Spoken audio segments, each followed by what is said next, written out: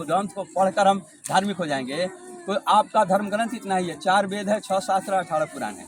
और रावण सबका ज्ञाता, धन इतना कि सोने की लंका, बल इतना कि देवी देवता को अपने बस में रखता, और कुल इतना ऊंचा कि पंडित कुल में जन्म लिए पंडित विश्वेश्वरवा का पुत्र, और पुलस्त ऋषि का नाती। लेकिन ऋषि का नाती होते हुए, ऋषि खानदान से आते हुए शीशी पीने लगा, तो जिसके वजह से ऋषि तो नहीं बना, मानव भी नहीं कहलाया, इंसान भी नहीं। रावण को कोई मानव कहता है? दानव कहा जाता है, राक्षस कहा जाता है। आप ये ना कहेंगे कि दानव कुल में जन्म लिया इसलिए दानव कहलाया। कुल तो दानव का नहीं है, मैं पहले ही बता दिया कि उत्तम कुल कुलस्त कर नाती ता रावण घर दिया ना बाती। मालिक ने कहा कि पंडित कुल में जन्म लिया, ऋषि खानदान से आया, शीशी पीने के कारण, मांसाहार करने के कारण वो राक्षस कहलाया।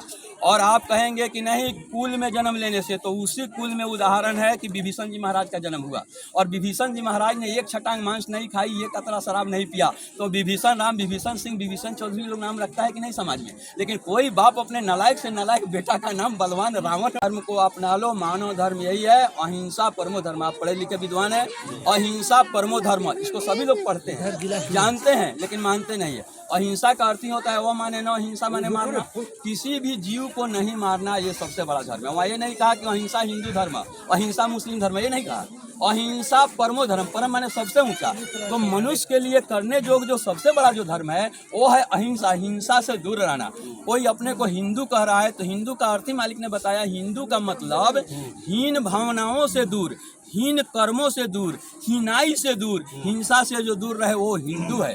और कोई अपने को मुसलमान कहता है और वो कहकर मांसाहार करता है, जीव मारता है, तो मुसलमान के संबंध में हमारे गुरु महाराज ने कहा, वक्त के गुरु बाबा उमाकांत जी महाराज उज्जैन वालों ने कहा कि असल मुसलमान वो है मुसलम ईमान जिसके पास हो। मुसला कहते हैं जड़ को, तो जड़ जिसका धर्म के प्रति इतना मजबूत हो, ईमान इतना मजबूत हो कि कोई लाखों क्या करोड़ों का ऑफर दे दे, घूस दे दे, और तभी उसका ईमान न डोले, वो मालिक पर यकीन भरोसा विश्वास करता हो, वो सच्चा मुसलमान है जिसका मुसलम ईमान है।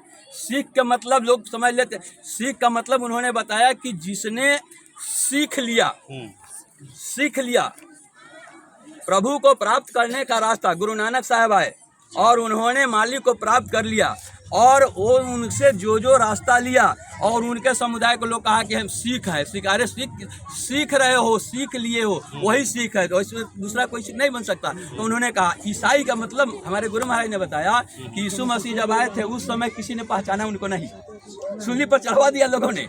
लेकिन कुछ लोग अब मानते हैं कि यीशु ने कहा था कि हम फिर आएंगे, तो जो उस मत को मानने वाले ईसाई यानी ईस आई, उसको ये विश्वास, वो किसी को नहीं मानता है। आप कहने जाइए कि हमारे धर्म को मारिए, हमारे धर्म को, वो कहेगा नहीं, ईस आई, यीशु ने कहा कि मैं आऊँगा तो आऊँगा, तो ईस आई उस मजहब को मानने वाले को कहा।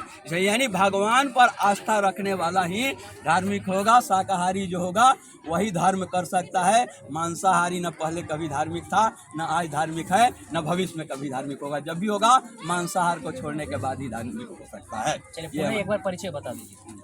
मेरा नाम देवेंद्र कुमार उर्फ देवीलाल, जिला पूर्वी चंपारण, बिहार का मैं रहने वाला हूँ। तो बहुत बड़ा बात इन्होंने कहा है कि धर्म के भगवान के ऊपर जो आस्था रखते हैं वही सच्चा धर्म के लोग माने जाएंगे। बाकी बहुत अच्छी बात कहा। बाकी इस वीडियो के बारे में क्या सोचते हैं कमेंट सेक्शन में अपना कमेंट रखेंगे। बाकी जो